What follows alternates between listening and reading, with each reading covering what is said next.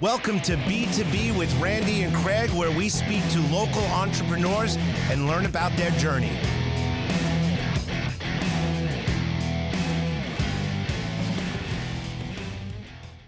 Welcome to B2B with Randy and Craig, where we discuss the rise, the falls, and the kicking the... No, we're not kicking anybody anywhere. We're not kicking anything. So today we have a special guest. We're here with Nick Ciccarelli.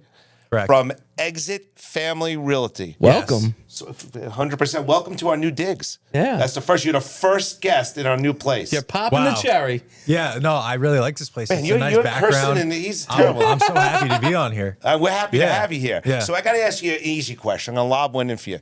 How'd you get into real estate? Well, that's a very interesting question. Now, my brother is actually, he works for a commercial real estate company, right? And you work for residential. So, well, he works for Moody's. I don't know if you heard, Moody's Analytics. Of course. So they have a CRE section, right? So they rate various companies like S&P and Fitch. Sure. They do that, but also they have a commercial section, right, where they go and they have data on buildings. Mm-hmm. So he was doing that, and then he decided to start buying properties. And that is what I found to be extremely interesting, was just how you could purchase property, become an owner of property, an investor. Yeah, an investor, and hold properties, rent them out, and basically do, because a lot of properties that he was buying there, a lot of in the areas he was buying the property, yeah, a lot of times, like, you'll see in the windows, they're like bullet holes in the windows. Like, I'm Sounds like a great serious. neighborhood. Like, but what you do is you add value to the buildings, and then Right. you make them livable, essentially. Because a lot of people, they'll be living in those places for like $900 a month, and you go in there and you make it nicer, and then you also attract. You bring the people, you bring up the neighborhood. Really, That's it's development. what I was gonna say. It's development. Right. And honestly, that I saw that, and I was like really interested in how it worked. And I never really thought of it before. As a career. Yeah, I mean, as a career, I knew I didn't have the capital really to go and to start buying a bunch of buildings and whatnot. And when I got out of college, I went to Hofstra, right? So Hofstra was a really great school. I like it a lot. I did very well there. I thought I was going to go into finance as like a financial professional, stock trader. I was always very interested in that. Because I'm kind of a data numbers guy. He sounds like you're kind of an investor guy. Yeah. I mean, look, if you had a deal on a building and you told me about it, I would be all ears. So that's, real estate investing is very, very, it's very good, because property only goes up in value, and it's something that you can live in or you could rent out to somebody. True. So it's something that's tangible. And they're not building more property. They're not really building more property. Not right now. Not that I know of on Long Island. I mean, honestly, people could argue that we do need more housing. I actually think that we do. Well, no, they're building more housing potentially. I'm saying there's no more property. No, their property is what it is. There right? is going to be It's no a more commodity. raw earth. Yeah, it's Exactly. a commodity. Exactly. So besides realty, like, did you have a job before Oh, yeah. that? So I was going to get to that. Yeah, Okay. thanks. So I was actually working. It was really hard for me to find a job out of college. So I was doing a lot of Indeed. And you were in the finance field is where you were looking at that point. In that field, banking, finance, that's what I was looking into. Got it. Okay. Yeah. So I was working, I got a contract job at Flushing Bank. And Flushing Bank, it's a good bank. Mm-hmm. And I decided that I actually got laid off.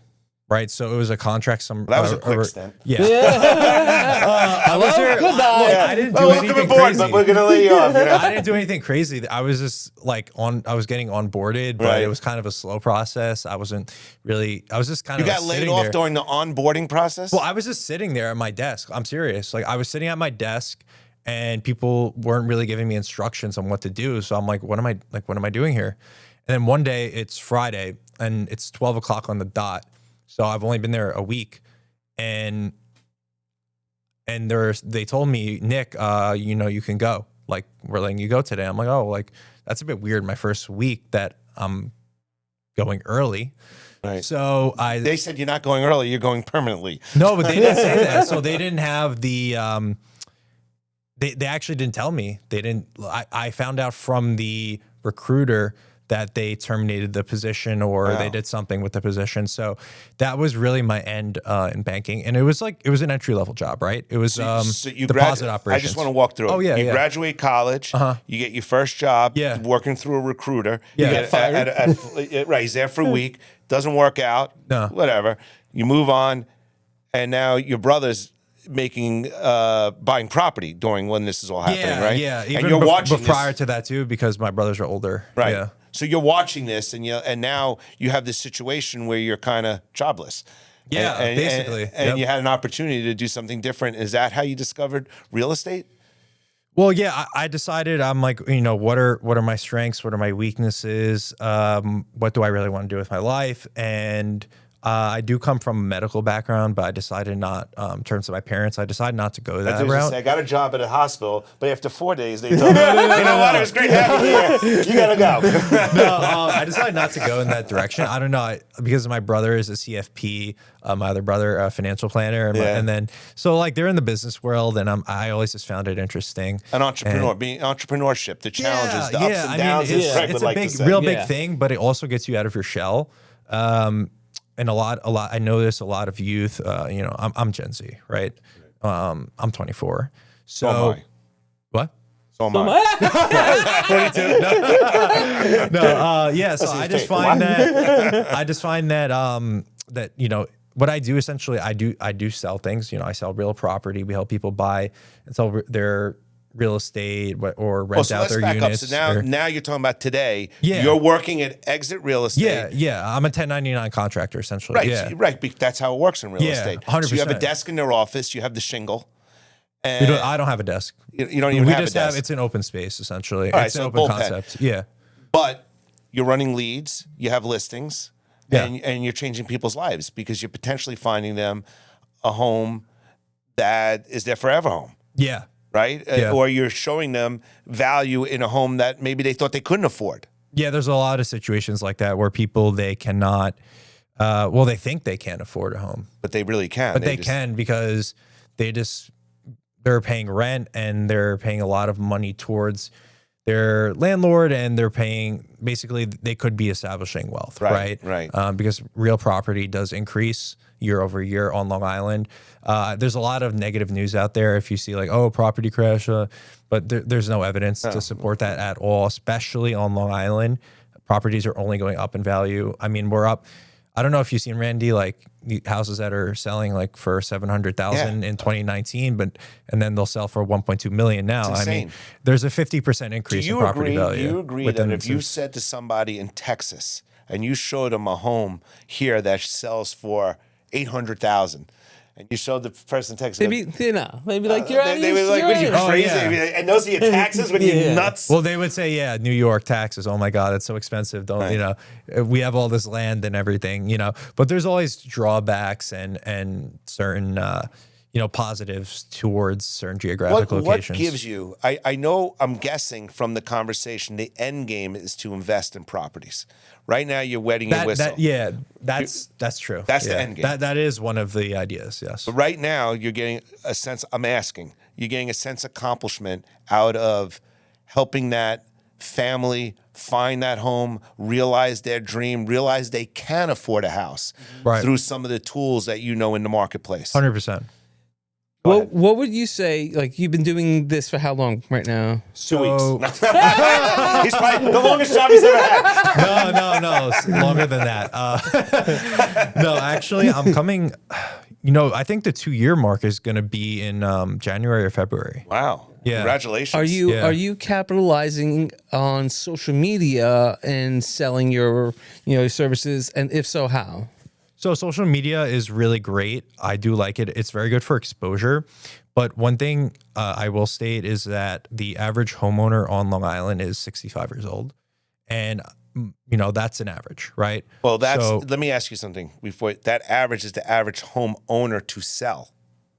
Oh, yeah. Right, okay. Yeah, the seller age. Yeah, that's what I mean. So to his question, I'm asking, are you marketing to both the seller and the buyer? Is that your job? Yeah, I market to the seller and the buyer, but most of the sellers are not on social media. Makes sense. That's the reality. Like, because most people, or either, there's a couple things that happen in real estate when people need to sell property, right? It's either a life event that they're having that's unfortunate, an illness, they're getting too old, or maybe they just want to downsize, right? And a lot of times that's seen with the boomer generation, and most of them they're on Facebook, I would say, but they're not really Instagram people, or even if they're on Facebook, it's in limited capacity. So how do you get your brand out there? Are you going old school? Are you doing I'm old school. print No, and things? print's expensive. I will do print. It does work. You do get calls on it. Now you're gonna get bombarded from people. Yeah. Every magazine. Nick does print. We gotta get him. No, but print's expensive. Honestly, like what we're doing right now, like just This is speaking what to you human do. beings is what works.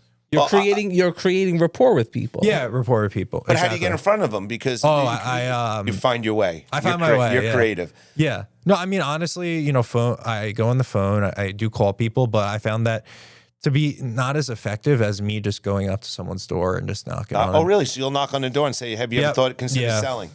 Yeah, pretty much. Or I'll go by with. I don't want to give away. No, don't give away the secrets. No. The secret sauce is behind you. Don't give away the secret sauce. But basically, just showing yourself, but not being a hard sell at first. Because if I come to you and I knock on your door, I'm like, Randy, hey, I like your house. Have you ever thought about moving anytime? And you're just gonna slam the door in my face, or you might say, yeah, I've been thinking about it, and I say, okay, I would say, do you have my my Uber Eats order? Yeah, I mean, no, I'm just teasing. Nobody knocks on the door anymore. Yeah, no one does it. And honestly, it's something that some people do perceive as risky, also because there are some people who, I'm not trespassing.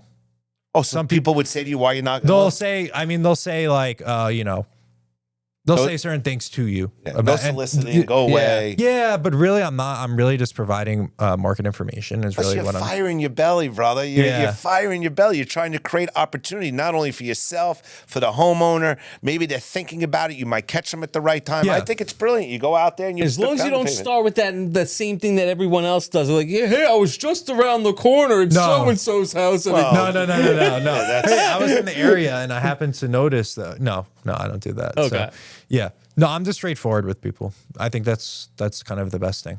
So far in your journey, is there a book that you would recommend that our listeners read? Is there something that you read that was life-changing where when you were struggling, I'm going to use the word struggling, I don't want to be in finance. I was in finance. I was the banker. Well, yeah, it was actually deposit operations. But you know what I'm saying. Oh, yeah, of course. So to your point, Randy, I would say a good book to read, I'll say 3 books. So one is 7 Levels of Communication. Mm-hmm. My broker gave that to me. My previous broker, she actually sold Barbara Murphy. She's a spectacular woman. And she gave me that book, and I read the whole thing. What is it called again? It's called 7 Levels of Communication. Okay. That's one book.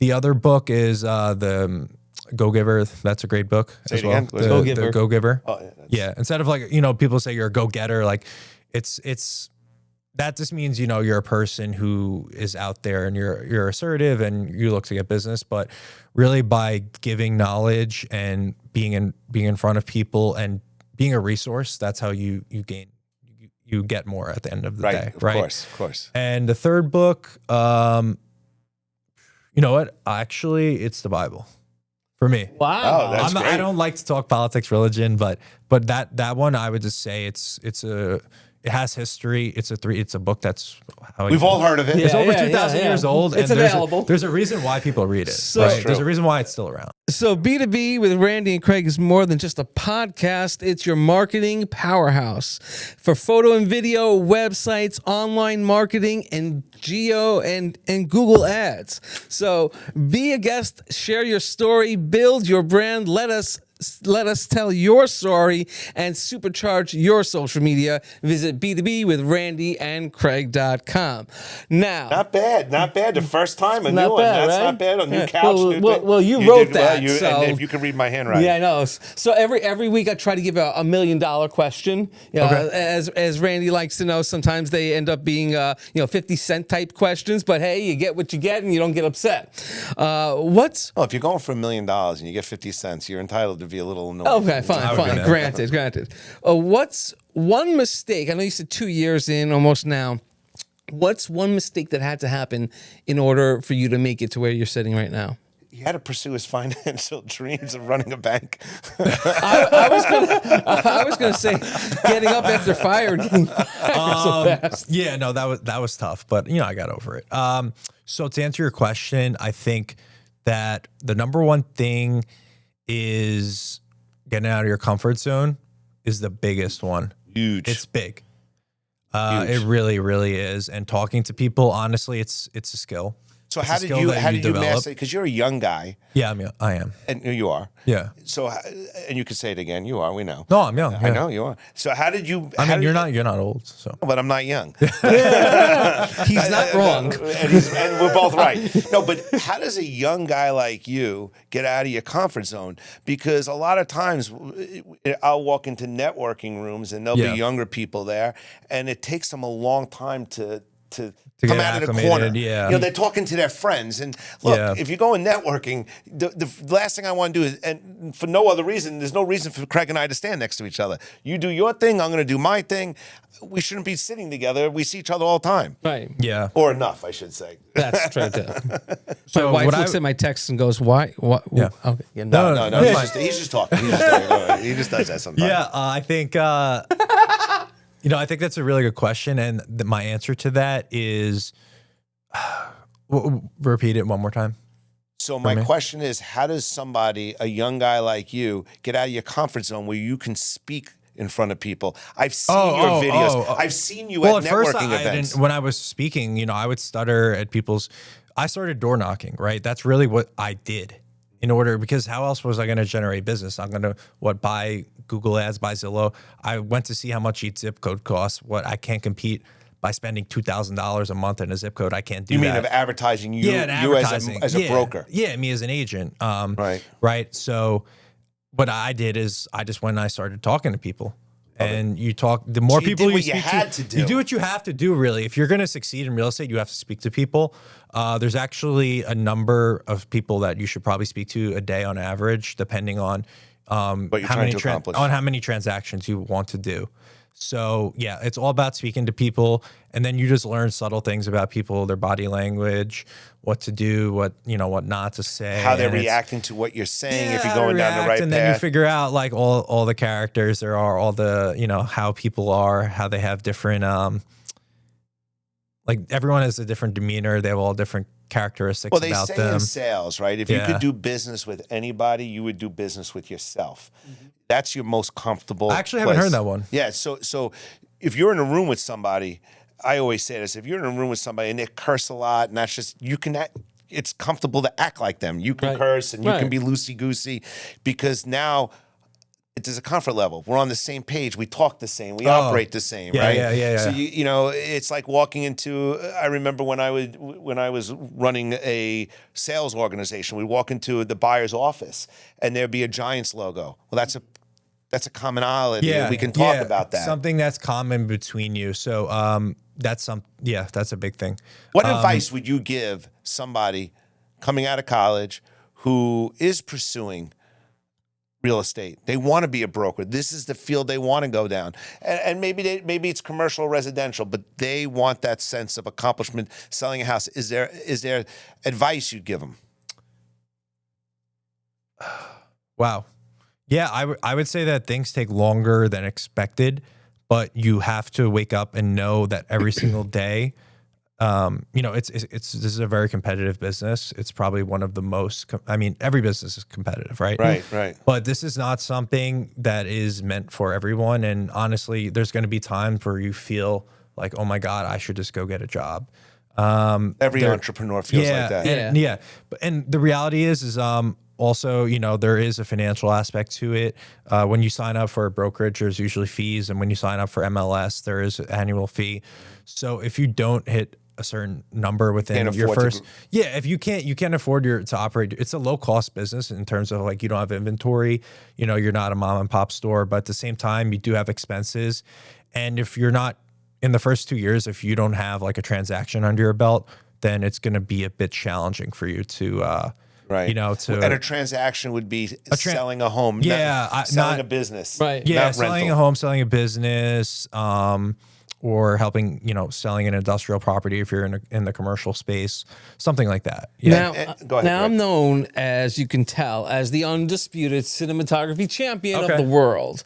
And Is that what you got out of this, by the way? I thought that you won something in WWE. I was like, Hey, No, I didn't no, know. this is my shtick. This is what gets me remembered. Almost like a catchphrase or whatnot. It's always with me. Now, with your line of business, with the videos you do and whatnot, do you have a catchphrase, a call, a motto, something that you say that gets people, like recognizable to like you? a slogan. Yeah.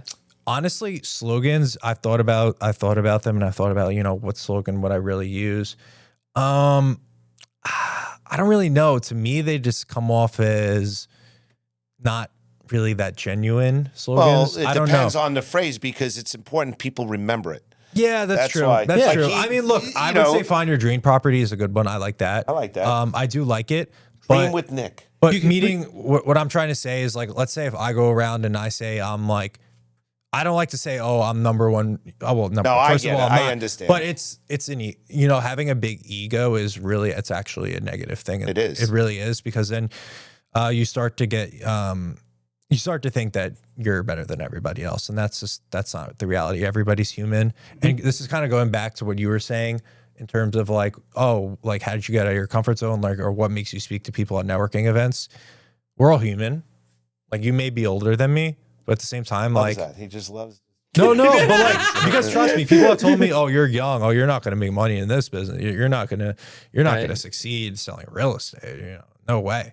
So, I mean, but we're just, But that's a good challenge. like, I'm competitive. Look, I'm going to be honest. I'm a Right, competitive right. guy. I always have been. I ran in high school, and it was like, you're only competing against yourself. Right. And it's kind of fun.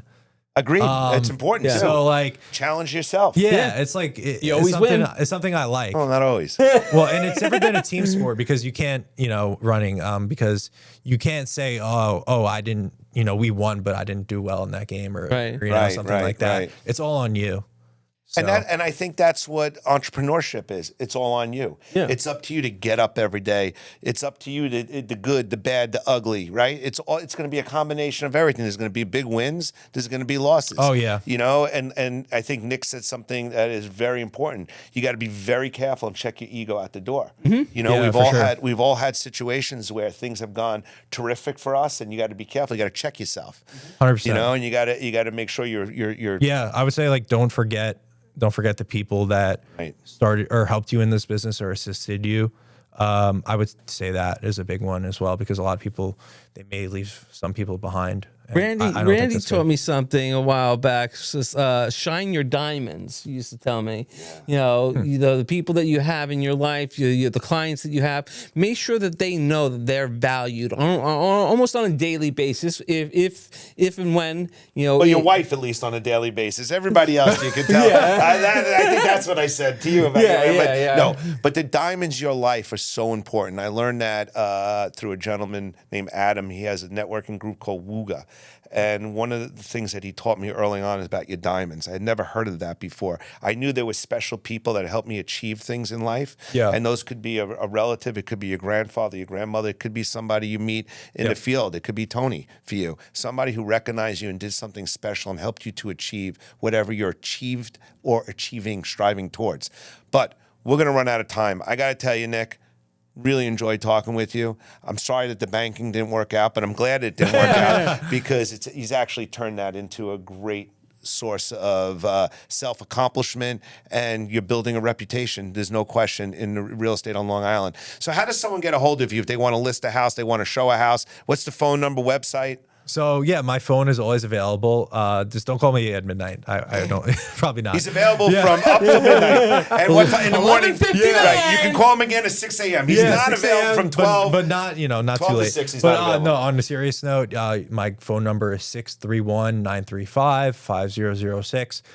My Web? name is Nicholas Ciccarelli. We actually have a website that the brokerage provides, which is going to be Nicholas Ciccarelli, exitfamilyrealty.com. Better spell your last name. Yeah, it's Ciccarelli. Again, Ciccarelli, Ciccarelli. I know it's a very long name, But it's But it That's the rolls name. off the It's tongue. worth Yeah, it. It's yeah, worth The it. name yeah, is I worth like it. Type yeah. a couple letters that you like. Yeah, yeah, You got exactly. it. All right, Yeah. Craig, take us home, man. Well, if you want to be a guest too, go to b2b with randyandcraig.com. And from B2B with Randy and Craig, that's a wrap. Thank you for tuning in to B2B with Randy and Craig. Looking forward to hanging with you next week.